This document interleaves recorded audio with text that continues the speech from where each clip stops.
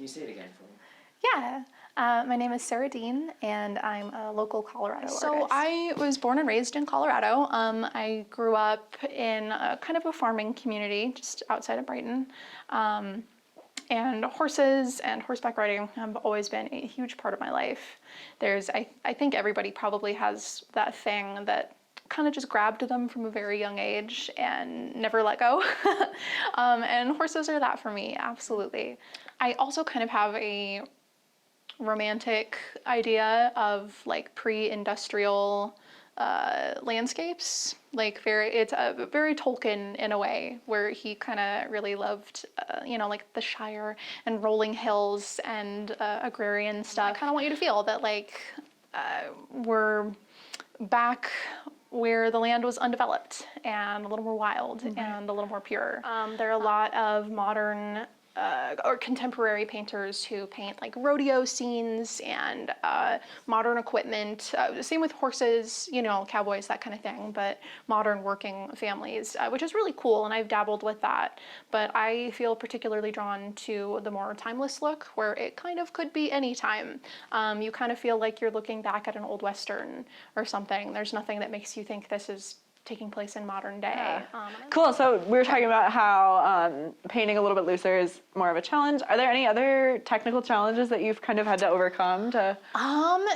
Yeah. So being loose and expressive is a challenge in itself, absolutely, because it's really tempting. I'll catch myself really trying to overwork something, like I'll get into it and be like, oh, this just isn't quite right. Let me get in there and mess with it. And it's like, nope, I have to step back and just leave that piece the way it is and take what I learned and put it into my next one, so I don't make this one all muddy. And Is this by chance an example of that? It is. Yes. Yeah. Yeah. That piece. Hold it for a second. Yeah. Absolutely.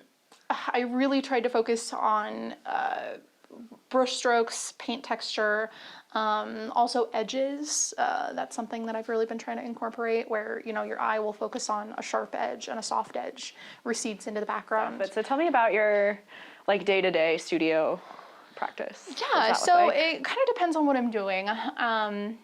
But I always like to make sure when I'm actually in the thick of painting that I set aside a chunk of uninterrupted time for that. I don't do well, doing just a little bit and then taking a break and coming back and doing a little bit. I have to really sit down, play some music, and get into what I'm doing to feel like I've actually made some progress and like I'm connected to the piece that I'm making. So how long does a painting like this take? It really depends on the size and the style that I'm doing, of course. This particular painting, 24 by 24, I think it probably took me